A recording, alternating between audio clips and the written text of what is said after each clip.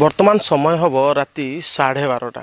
ଆମେ ଅଛୁ କପ୍ତିପଦା ଉପଖଣ୍ଡର ଶରତ ଅଞ୍ଚଳରେ ଏବଂ ଏଇଥିପାଇଁ ଆମେ ଶରତ ଅଞ୍ଚଳରେ ଅଛୁ ଯେ ଗୋଟେ ସପ୍ତାହ ପୂର୍ବରୁ କପ୍ତିପଦା ଥାନା ଅଞ୍ଚଳରେ କପ୍ତିପଦାର ଅତିରିକ୍ତ ତହସିଲଦାରଙ୍କୁ ମାଫିଆମାନେ ଆକ୍ରମଣ କରିଥିଲେ ଏବଂ ଯେତେବେଳେ ମାଫିଆଙ୍କ କବଳରୁ ବଞ୍ଚିବା ପାଇଁ ଅତିରିକ୍ତ ତହସିଲଦାର ଥାନା ଭିତରକୁ ପ୍ରବେଶ କରୁଥିଲେ ସେତେବେଳେ ଥାନା ଗେଟ୍ ଚାବି ପଡ଼ିଥିଲା, ଯେଉଁଥିପାଇଁ କି ମାଫିଆଙ୍କ ଆକ୍ରମଣର ଶିକାର ହୋଇଥିଲେ ଏଡ଼ିସନାଲ ତହସିଲଦାର।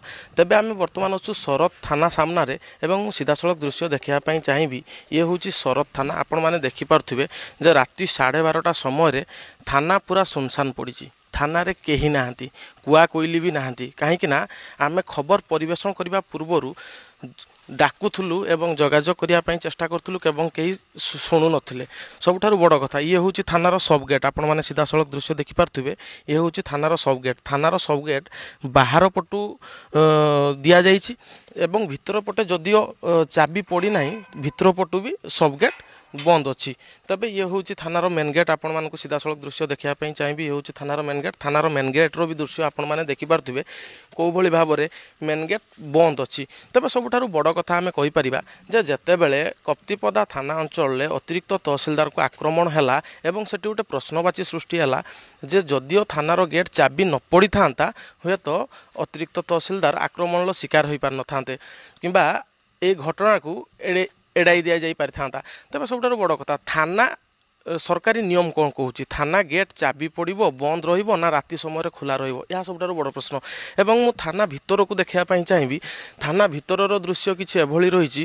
ଦେଖନ୍ତୁ ଶରତ ଥାନା ଏବଂ ଭିତରେ କୌଣସି ବି ଷ୍ଟାଫ୍ ନାହାନ୍ତି।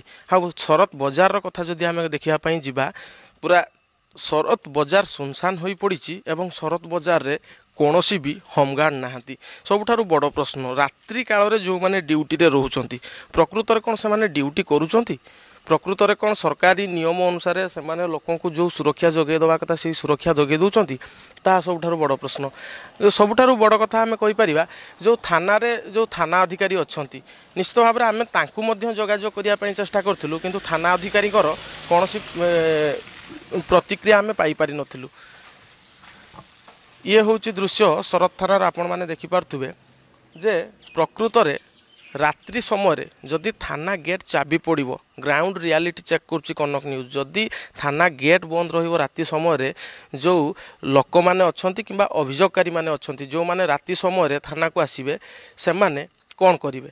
ଆଉ ଅପରାଧୀମାନଙ୍କର କାର୍ଯ୍ୟକଳାପ ଥାନା ଗେଟ୍ ଯଦି ଥାନାର ଅବସ୍ଥା ଯଦି ଏଇଭଳି ହୁଏ ତାହେଲେ ଅପରାଧୀମାନେ କେଉଁଭଳି ଭାବରେ ଶରତ ଅଞ୍ଚଳରେ ସକ୍ରିୟ ରହିବେ? ତାହା ସବୁଠାରୁ ବଡ଼ ପ୍ରଶ୍ନ। ଉଦଳାରୁ ଅଭିଜିତ ବେହେରା, କନକ ନ୍ୟୁଜ୍।